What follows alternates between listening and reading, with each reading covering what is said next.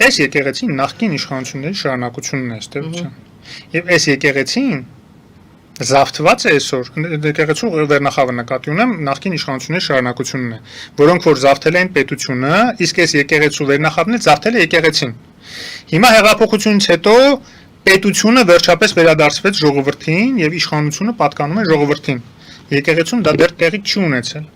Եվ երբ որ սկսվում է եկեղեցուն փրկելու գործը եկեղեցին զավթած նրա վերնախավից, դա լիովին լեգիտիմ օրինական շարժում է։ Ուրեմն տեսեք, ես ուզում եմ ձեր ուշադրությունը նախհրավիրեմ այդ մի դրվագի վրա, ռետորաբանությունը պաշտոնական։ Ճիշտ է Ռուսաստանի։ Ճիշտ է իրենց խամաճիկների միջոցով տարատեսակ Սոլովյովների, հա, այդ Մարգարիտա Սիմոնյանների բաների միջոցով էլի շարունակում են լուտանքներ տեղալ Հայաստանի իշխանությունների հանդեպ եւ այլն, բայց պաշտոնական մակարդակով շատ զգուշ են։ Եվ ուզում եմ համեմատեք 2020 թվականին, թե 19 թվականին, երբ որ այստեղի երկաթգծերի դեմ դատախազությունը գործառույթեց $115 միլիոն չարաշահումների գործով, Լավրովը ափալ-թափալ եկավ Հայաստան, ասուլիս տվեց, մատ էր թափ տալիս Հայաստան իշխանությունների վրա, որ այս ինչ կանոններ եք խախտում, այս ինչ պայմաններ եք խախտում, մեր գործարարներին հետապնդում եք եւ այլն եւ այլն։ Տեսնում եք ինչ փոփոխություն է տեղի ունեցել, այս սա ցույց է, որ Հայաստանը ավելի ինքնիշխան է դարձել, քան նույնիսկ այն ժամանակ, երբ որ հեղափոխությունը նոր էր հաղթել եւ մեծ ողջևորություն կար եւ այլն, այսպեսի լեգիտիմության անսպառ պաշար ուներ իշխանությունը 80-90% վստահություն չէ, հիմա այդքան չունի, դրա կեսն էլ չունի, բայց ինքնիշխանությունը երկրի շատ ավելի բարձր մակարդակի վրա է, որտեղ ինստիտուտներն են կայանում, այդ թվում ինստիտուտ է նաև, երբ որ դրսի որևէ ուժ արդեն չի համարձակվում Հայաստանի դեմ բանանի, որտեղ գիտի, այդպիսի արտահայտություններ թույլ տա, որտեղ գիտի, որ ինստիտուտները Հայաստանի կպատասխանեն եւ դա ավելի վատ կլինի այդ երկրի հետ հարաբերությունների տեսակետից եւ ավելի զգուշ են։ Դա շատ կարեւոր հանգամանք է։ Հիմա այն որ Ռուսաստանը ուրեմն շատ արտաքուստ է այդ պահելով այդ ձևը, հա, չխառնվելով մեր ներքին գործերի մեջ, բայց իրականում իր իրական խոսնակների միջոցով ցույց է տալիս իր ցանկությունների, իր աջակցությունը հայտնում է, թե Սամվել Կարապետյանին, թե եկեղեցուն, տեսեք ինչեր են ասում են նախ լրիվ կոնտեքստից դուրս կտրված ինչ որ արտահայտություններ են քաղում իշխանությունների ասածից եւ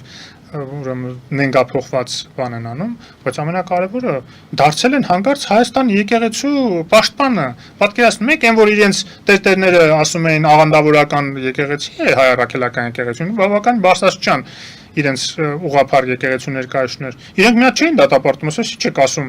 բա հայկական եկեղեցին առաջին քրիստոնյա ազգ բան, այդպես բաներ չէին ասում։ Բայց հիմա հանկարծ դարձել են եկեղեցու պաշտպանները, էլի նույն կեղծ նույնացումն են ուզում անեն հայ ժողովրդի գոնե իրենց լսող այդ Ռուսաստանի հայերի ուրեմն լսարանում ուզում են այդ կեղծ նույնացումը անեն, որ սա հարձակում է եկեղեցու դեմ, հա, մեր հանկարծ մեր KGB-ի գործակալներին կամ այնտեղ բռնազավթիչներին, ովքեր ուզում են Նայիրի Հունանյան դառնան, երազում են դրա մասին, հանկարծ նրանց որ կպնի պետությունը, դա եկեղեցու դեմ է։ Աստված ձեզ կպատժի, հա, իմ ժողովուրդ ասում են արդեն, չէ՞։ Նա Աչապայանը որ մտավ ինչ ասեց, ով քրիստոնյաներեն ողջույն, ով քրիստոնյա չէ, ողջուն չէ։ Այ քեզ բան, այն նույն ասողիկն է, չէ՞, ասում, ով քրիստոնյա չէ, հայ չէ, էլի սկսվավ։ Չէ, իրենց արդեն վերջի շունչն է քաղաքական իմաստով այդ բոլոր խամաճիկների, օտար ուժերի խամաճիկների եւ տարբեր Նայիրի Հունանյանների վերջին շունչն է։ Մաքրվելու է եկեղեցին էլ որպես վերջին կառույց, որը չէր մաքրվել այդ նախկինների եւ արտաքին ուժերի ներկայությունից, մաքրվելու է, բարեբախտաբար ունենք նորմալ հոգեվորականներ էլ, որոնք արդեն սկսել են խոսել, բարձրաձայնել, մի քանիսի արդեն տեսանել են, մի քանիսն էլ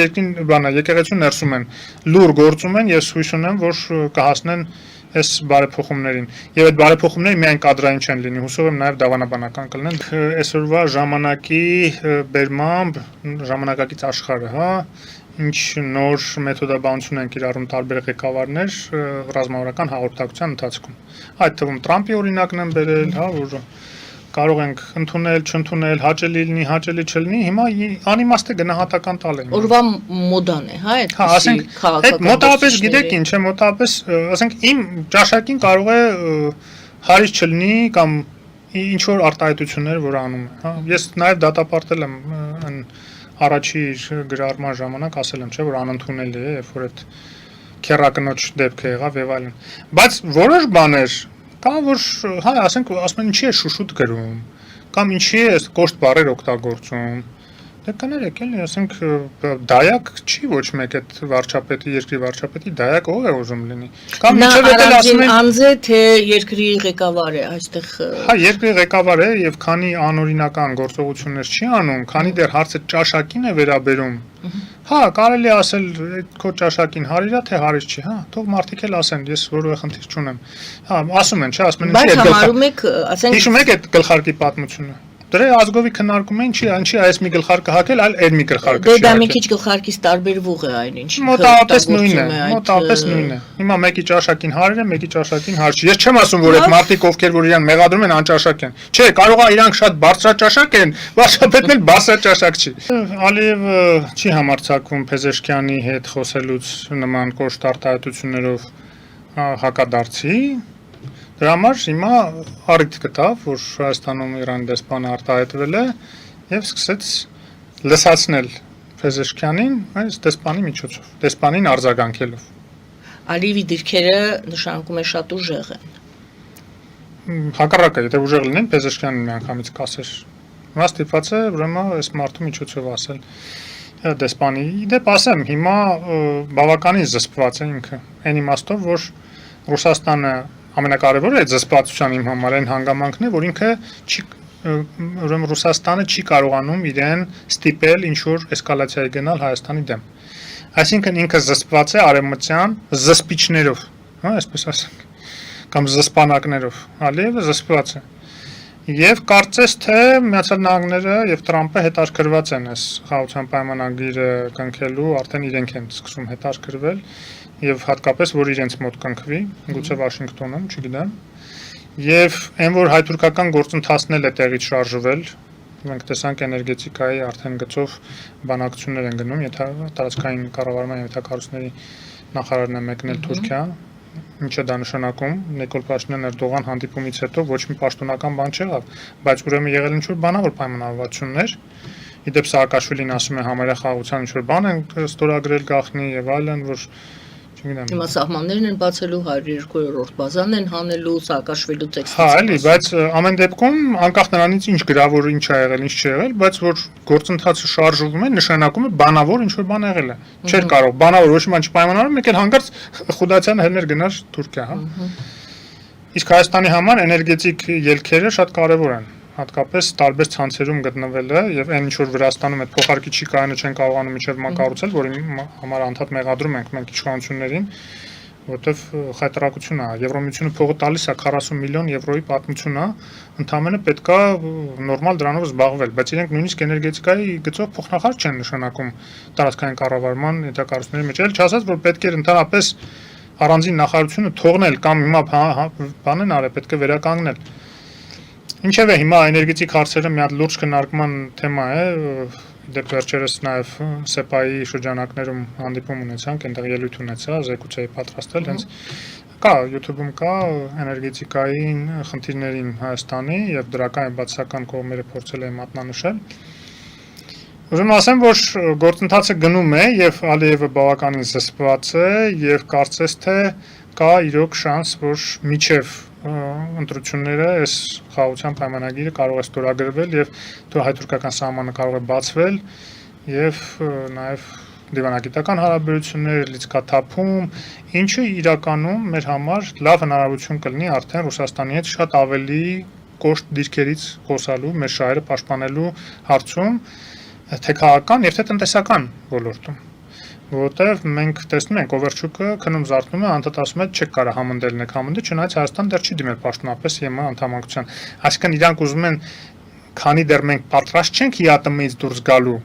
իրանք ուզում են այդ ճնշում որպես գործադրել մեր վրա, որ իրենք մեզ կհանեն ՀԱՏՄ-ից։